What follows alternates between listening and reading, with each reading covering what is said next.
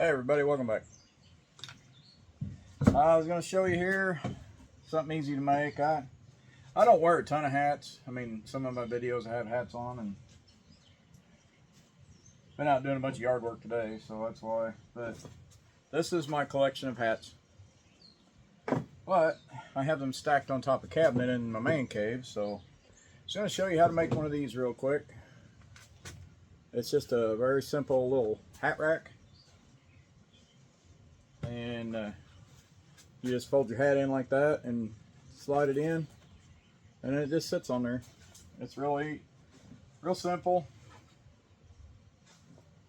and you know, it's just a little place to hang your hat. I was going to show you this one I made out of, I had some maple scrap, so I went ahead and made this. Just put one little hanger on the back. That's all you really need. And you can make this as long as you want.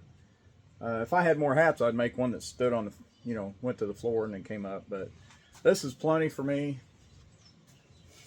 And because most of my hats end up looking, you know, like that. So this is, there goes my pencil. There's the newer one that's already starting to get nasty. So, but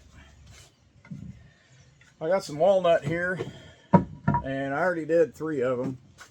I wasn't going to torture you through all of the process, but I am using a 1.5" Forstner bit, and you just pick where you want it. This is the board that I'm using is 2 foot long, and then I think, let me look, I forget how wide it was, hold on. Yeah, it's just a little under 3 inches. It was some scrap I had. And I did split it in half. The piece that's going to be the backer, you know, it's smooth on both sides, but I left the rough cut on it. I just sanded it down a little bit because I like the rough cut look. But, and I stopped doing the router right here so I could show you that part whenever I get to it. But when you make your circles, just space out your circles how you want, and then you can see I made for the Forstner bit here, I just measured them out equal. These are 6 inches on center of the hole, and then at the top you want just a slight upward angle on it. So all I did was come off the top curve of the circle and just made a line up, and then I just kind of roughly about 3/8 of an inch. It's not super particular on that. You just want it, because I'm going to run the router through it later, you want it just wide enough that the router will get, whatever bit you're using will get through it. And then over here is, good moving. Over here's my scroll saw, so I'll cut that out real quick.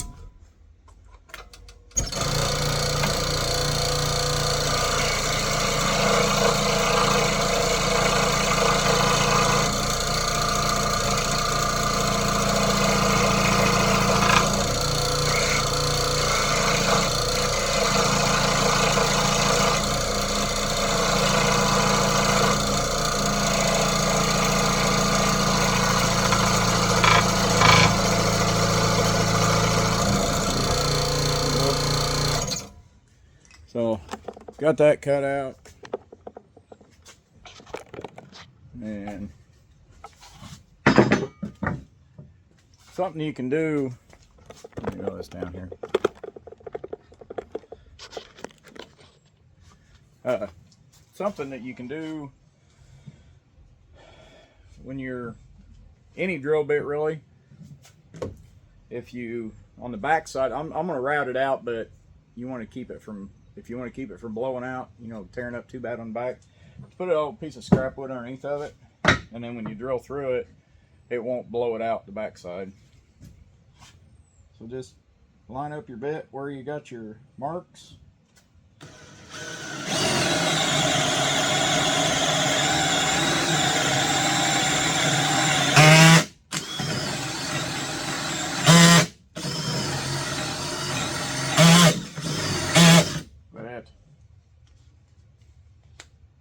I moved that, sorry.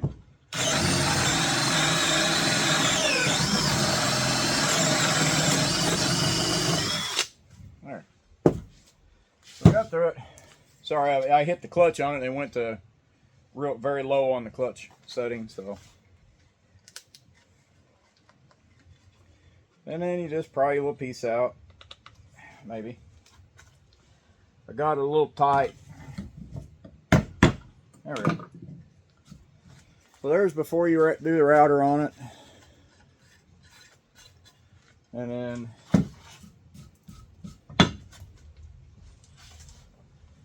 I've just got a small palm router that I use a round over bit on.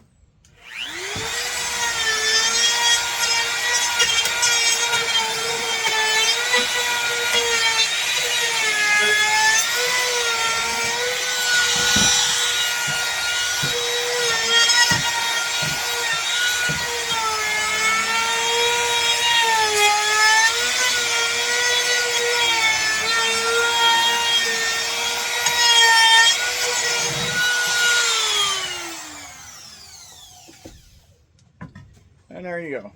We got it cut out. So they're all cut out now. And then this one for the backer, like, it's got that knot that popped out of it. I don't mind that because it kind of goes along with the rustic look. And that's what I like, is the rustic look. Oh, we haven't had George in here for a while, so I'll let him. But, you know, I'm going to put that on the bottom. But you lay your board down, and I really need an overhead setup, but you get your board about where you want it in the middle. And I almost did this backwards because I was going to put that on the bottom. Well, that would have been on par. I usually screw something up in one of my video somewhere, so at least I caught that one. And then for your mounting screws from the back side, I just do a mark on each side in between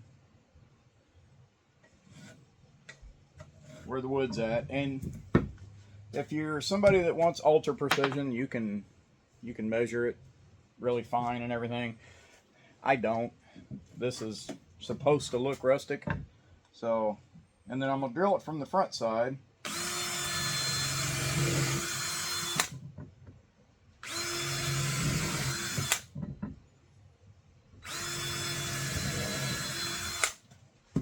And the only reason I say when you do it to mark it in between these is because my luck, I would drill it right here and then the screw would pop through there and you'd see it. So now you got your holes drilled, and I have a set that's got the drill bit and the countersink, but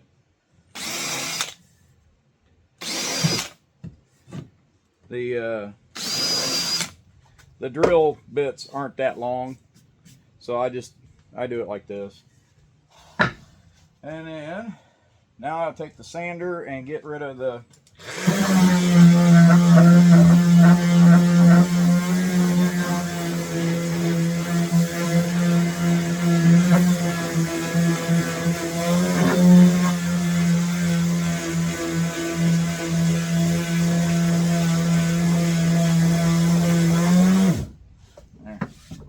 get rid of the pencil marks. And then since you have it like this, now you just set it up on a flat piece and kind of line it up in the middle where you want it. There we go.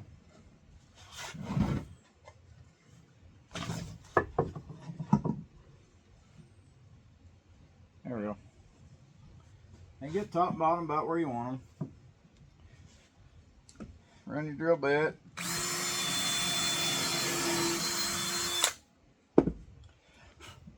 And then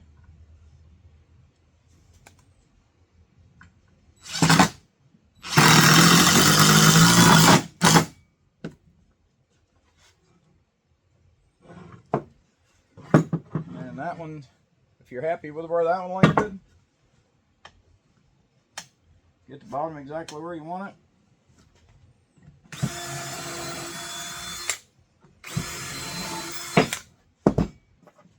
Run your screws in.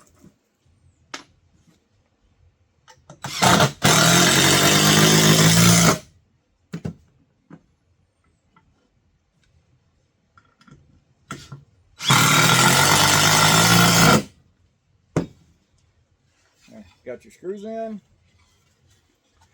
and you can plug these holes if you want. It's going to be up against the wall, so I don't really care that much about that. And then, yeah, there it is. And then I've got some tung oil, and I generally don't wear gloves except with epoxy, but I will wear them with tung oil, because until it dries, it kind of stinks, I think. I don't know, some people might like it. I think it kind of stinks. And you can use polyurethane, you can use wax, you can do nothing. You can use just straight mineral oil if you want. You can use butcher block conditioner, whatever you want to use on it, really. I've just got an abundance of tung oil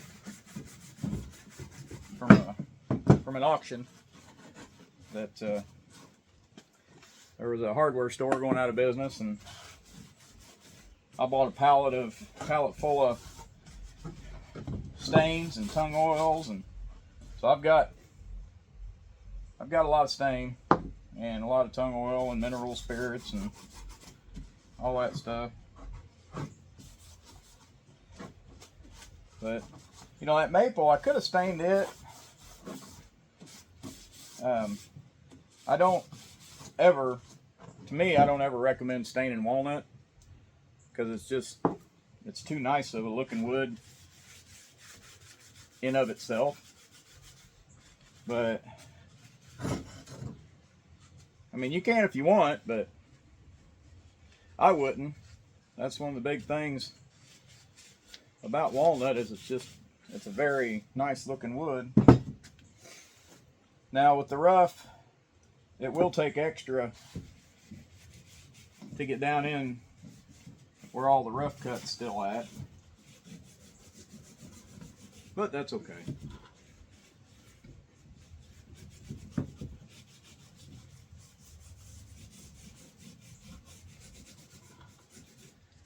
Take a little extra rubbing, that's all.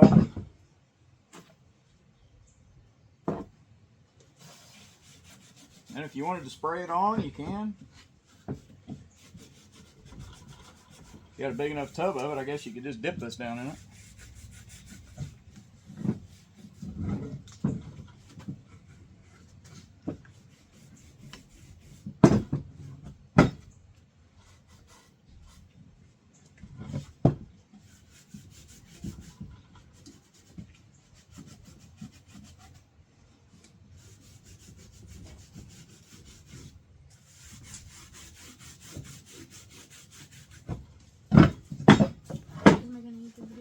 Yeah, you're going to be famous.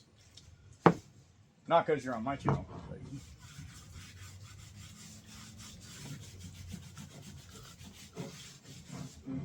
There's my son Corey and Lacey, one of his friends that used to live with us years ago.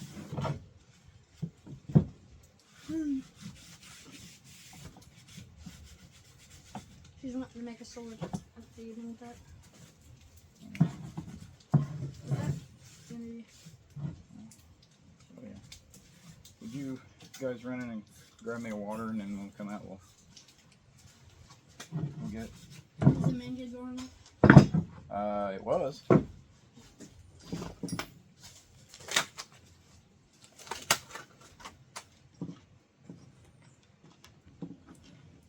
Look at that.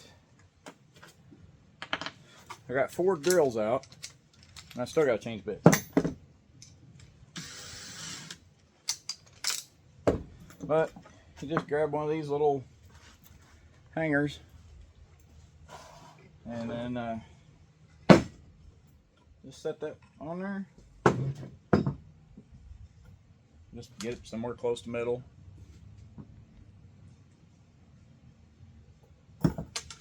And drop the screw.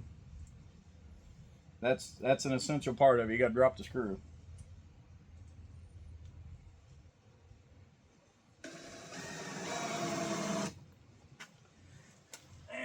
actually fell where I could see it. That's a shock. Yeah. It is not wanting to cooperate today.